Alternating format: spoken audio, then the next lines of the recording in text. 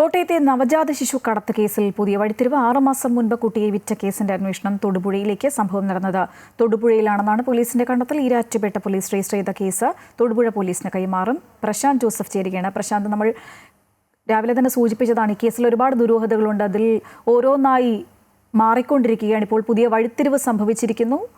വിവരങ്ങൾ എന്തൊക്കെയാണ്?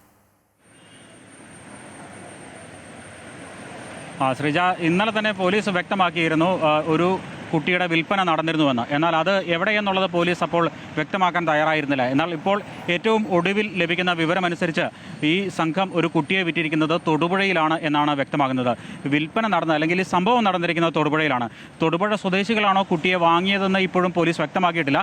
എന്നാൽ ഏകദേശം ഇടുക്കി ജില്ലയിൽ തന്നെയാണ് ഈ സംഭവങ്ങൾ എന്നാണ് മനസ്സിലാക്കാൻ കഴിയുന്നത്. അത്തരത്തിൽ പുതിയൊരു വഴിത്തിരിവാണ് ഉണ്ടായിരിക്കുന്നത്. ഏതായാലും ഈ കൊല്ലം സ്വദേശിനിയായ അനീന എന്ന യുവതിയാണ് ഈ കേസുകളിലൊക്കെ ഇടനിലയായി പ്രവർത്തിച്ചിരുന്നത് എന്ന് തന്നെയാണ് പോലീസിന്റെ കണ്ടെത്തൽ. ഇതിൽ ഇപ്പോൾ നിലവിൽ കസ്റ്റഡിയിലുള്ള അല്ലെങ്കിൽ റിമാൻഡിൽ കഴിയുന്ന 3 പ്രതികൾ തന്നെയാണ് ഈ കേസിലെ പ്രധാന പ്രതികൾ, ഈ പുതിയ കേസിലെയും പ്രധാന പ്രതികൾ എന്നുള്ളതാണ് പോലീസിന്റെ കണ്ടെത്തൽ. കഴിഞ്ഞ 6 മാസത്തിനിടെയാണ് ഈ സംഭവം നടന്നിരിക്കുന്നതെന്നാണ് പോലീസ് ഇന്നലെ തന്നെ നൽകിയിരുന്ന സൂചന. അതായത് ഈ തീക്കോയ് കോട്ടയം ജില്ലയിലെ തീക്കോയ് എന്ന സ്ഥലത്ത് ഈ സംഘം വാടകയ്ക്ക് വീടെടുത്തത് ഏകദേശം 28 ദിവസങ്ങൾക്ക് മുൻപാണ്.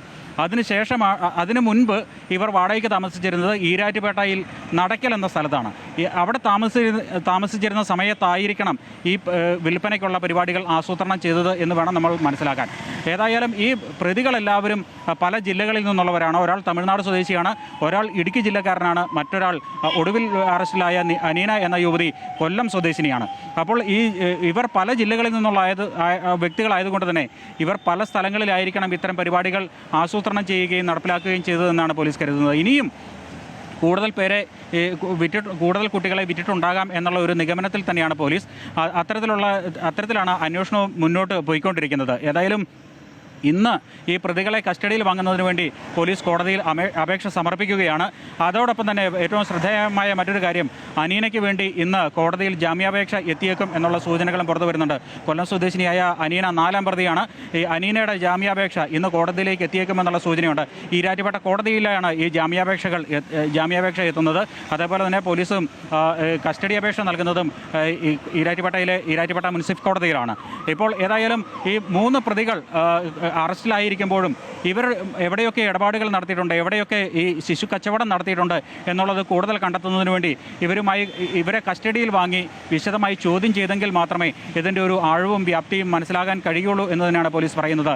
പോലീസ് നൽകിയിരുന്ന മറ്റൊരു സൂചന, ഇത് എന്തെങ്കിലും വിവേകാതര ബന്ധങ്ങളിലൂടെയോ അല്ലെങ്കിൽ പുറത്തു പറയാൻ കഴിയാത്ത സാഹചര്യത്തിലൂടെയുള്ള ഗർഭധാരണത്തിൽ ഉണ്ടായിട്ടുള്ള കുട്ടികളെയാണ് സംഘം ലക്ഷ്യം വെച്ചിരുന്നത്. അത്തരം കുട്ടികളെയാണ് ഇവർ കച്ചവടത്തിന് ഉന്നം വെച്ചിരുന്നത് എന്ന് തന്നെയാണ്. അതുകൊണ്ട് തന്നെ പുതുതായി പരാതിക്കാരൊന്നും രംഗത്ത് വരുവാനുള്ള ഒരു സാധ്യതയും പോലീസ് ഇപ്പോഴും കാണുന്നില്ല.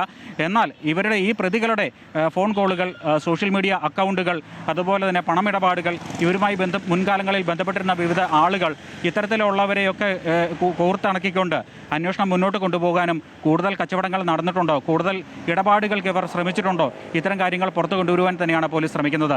ഏതായാലും ഇന്ന് പോലീസ് ഈ പ്രതികൾക്ക് വേണ്ടിയുള്ള കസ്റ്റഡി അപേക്ഷ കോടതിയിൽ സമർപ്പിക്കും. അതോടൊപ്പം തന്നെ അനീനയുടെ ജാമ്യാപേക്ഷയും കോടതിയിലേക്ക് എത്തിച്ചേരുകയാണ് ശ്രീജ.